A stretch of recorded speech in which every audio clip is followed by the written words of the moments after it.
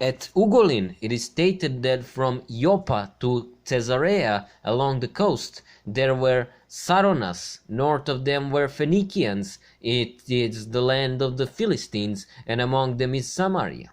In the same source, it is stated that Jerusalem was called Soluma. The Solums in Lika in Asia Minor were originally from Thrace. The city of Arad was located on the coast of Phoenicia, but it is not the only city of that name. In India, the city of Ardarum is mentioned. In a party, the city of Ardaum. The Bunsen emphasizes the importance of ethnic ties between Philistines and Charutan, Sardana. The Egyptians mentioned them together. Venerabilis Beda recalls that the Jews mention Seboim in Canaan. The Gospel of Jovan mentions the city of Suchar in Samaria. Eusebius and Jerome accepted as the correct name of this city Suchar. It should be noted that when it comes to the Palestine and the countries from its immediate neighborhood, the division is so fragmented that sometimes it is the only one city. This is the case, for example, with the city of Sidon, which in Izorod is called the firstborn son of Canaan. The area of the Canaanite people was from Sidon to Gaza. The area between Tyre and Sidon is mentioned as Zarephath in the Old Testament and as Sarepta in the New Testament, and is modern Surafend. The sons of Sem were Elam, Assur, Arphaxad, Lud, and Aram. These 5 lands, Assur and Lud, are Aryans. Elam and Arphaxad are Semites, and Aram is a mixture of both. Josephus says that the sons of Sem inhabited the lands from Euphrates to Indus. Some other writers says that Sem's sons are from Syria to the mountains in the east, the Himalayas. Venerabilis Beda notes that it is Elam in Persia, Arphaxad is the Chaldeans, Aram is Syria, and Lud is Judea. Judeans are also mentioned among the Semites. Among the Sem lands is the land of Ophir, which is mentioned in 2 places, one in Happy Arabia and other in India. Among the lands of Sem is Havilah, the same name as among the lands of Ham, but it was not the same country. Sem's Havilah was the east over the Indian Ocean, and Ham's Havilah was in the west to Mauritania. Saint Jerome believes that Ham's Havilah or Zavila, as everything else is mentioned, was the land of Getula. Strabon says that Getula was located on the south side of the Atlas mountain range, on its slopes south of Morocco. The Ravenna cosmographer places Getula south of Mauritania. The Getli are the Geti, whom Serbon brought during the campaign to the west, perhaps from Asia. Whether from Asia or Europe, there is not much difference, since the cradle of Gets is on the Nubian region. Recognition of Getula, Gets, or Havilah leads us to the second exhibition in Izorod, about which Relja Novakovic wrote in a work, Serbs and Paradise Rivers. It is said in Izorod that the first river of paradise, the Fison, encompasses the whole land of Havilah. Fison is the Danube, and the land of Havilah is the land of Gets. In Ham and Sem, Lud, Cush, Havilah, and Ophir are mentioned in several places. The Serbian name is among them almost everywhere.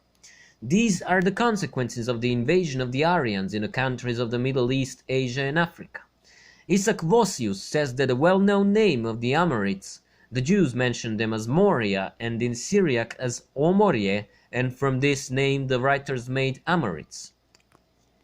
Anyone who understands the Serbian language will understand that this Omorie or Pomorie, and that was really the coastal part of Syria. Omorie or Pomorie means coastal part on Serbian too. The Amorites had the god Dagon and Marta. Sutu was the son of the sun god, who was also the god of fertility and flock. Martu is reminiscent of the Vedic Marut, Maru. Waddell says, Muru, Amuru, or Amorites are Aryan Phoenicians. Their name is Mor or Amoriti. The prophet Ezekiel says to Jerusalem, Jerusalem, your father was one Amorite and your mother was one Hittite. Ancient writers said that the Getuls were of Persian origin and that Serbon settled there during his campaign to the west. We also have one land of Cebu among the Semites and another among the Hamites, and it will be that both belong to the Aryans. Josephus says that the Persians are of Elamite origin, but the Persians are not Semites, and Elamites are considered Semites, so this is difficult to understand. The old name of Kirkuk is Arpaha, which has to do with Arfakhshad. Ugolin states that Damascus was called Arfat. The real name of Samaria is Sabaria.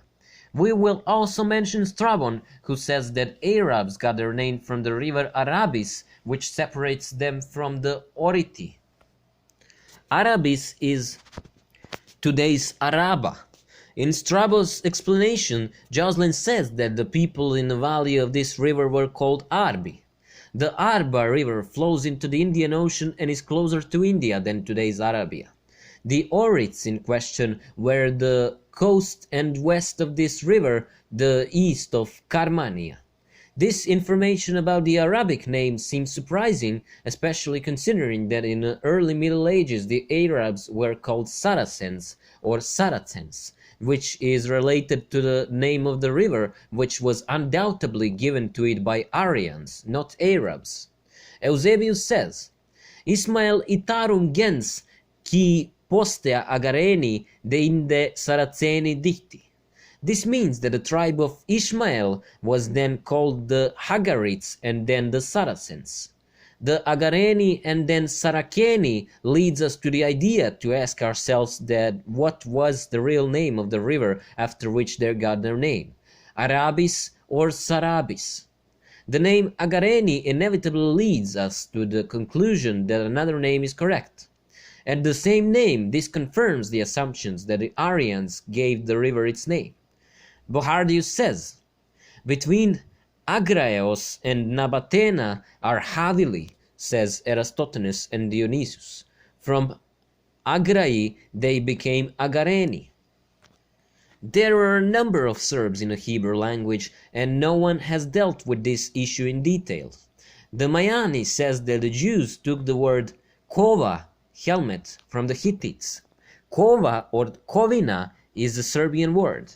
The first blacksmith in the Old Testament was called Tubal Cain. Tubal or Tibaran is Iber, and it literally means Iber the blacksmith. The Jews called the axe Segor, and Mayani says that this is Sagaris, that is the Satara that they saw at Mesageti. In the Old Testament, the Jews called the sun Heres, next to the name Shemesh, and it is Serbian horse. Mayani says that was the name of the sun at Amorit. In Persian, it is called Hores, in Pehlavi Horsed, and as one of the names for the sun. For Serbs, horse is the white horse on which the sun rides in the sky, or more white horses with chariots, as we have shown in a picture.